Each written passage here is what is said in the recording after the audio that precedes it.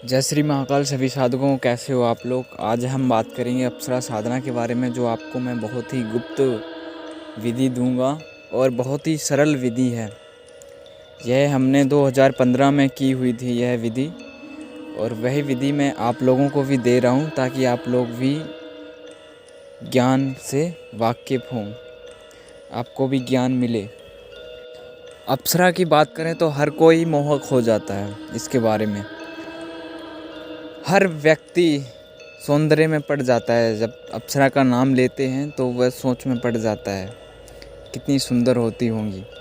अप्सराओं की बात करें तो वह बिल्कुल ही अनोखी स्त्रियां होती हैं, और जिस भी व्यक्ति ने साधना कर रखी है अप्सरा की, किसी कारणवश उसकी खंडित हो गई है या फिर उसका प्रत्यक्षीकरण नहीं हुआ है, उसने एक बार साधना की है, 2 बार की है, लेकिन उसका प्रत्यक्षीकरण नहीं हुआ है अप्सरा का, तो हम उसको एक छोटी सी विधि बताएंगे और 1000% वह अप्सरा सिद्ध हो जाएगी। उसी अनुसार जिस विधि से आप उस विधि को करेंगे, 1000% मैं गारंटी लेता हूँ उसके सामने प्रत्यक्षीकरण हो ही जाएगा। जो मैं यह साधना आपको बता रहा हूँ, यह 15 दिनों की साधना है।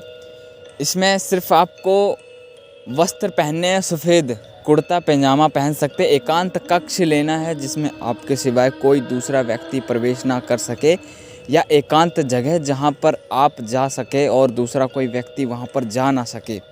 और इस साधना में आपको इत्र चाहिए गुलाब का।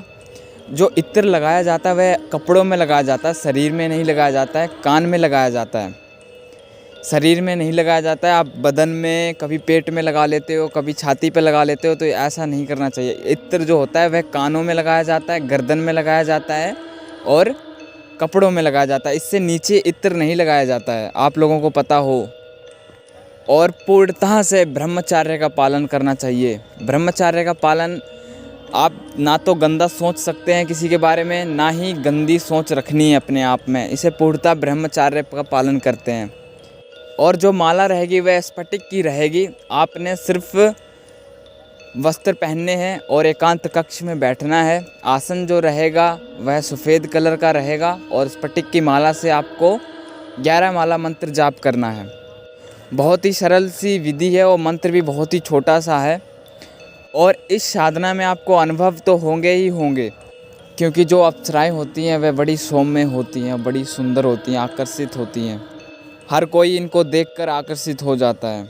और जो मंत्र है वह बहुत ही प्रभावशाली है।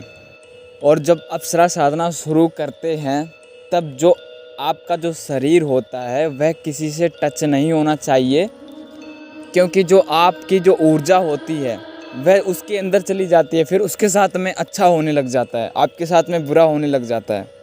और पता नहीं वह जब किसी से शरीर टच होता है तो वह पता नहीं क्या करके आया हो, कहाँ से आया हो, बहुत सारी बातें हैं। तो आपको यह सारी बातें ध्यान में रखते हुए साधना की जाती है। और स्वच्छता बिल्कुल अपने अंदर बनाई रखनी होती है। आपको गंदे शब्द नहीं निकालने हैं, गाली गलौज नहीं करना है जब आप अप्सरा साधना शुरू करते हैं।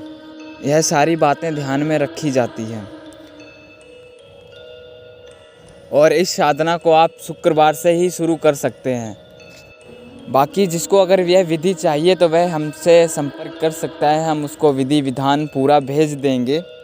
और जो अन्य जानकारी है उससे भी आप हमसे संपर्क कर सकते हैं अन्य जानकारी लेने के लिए आप। जय श्री महाकाल।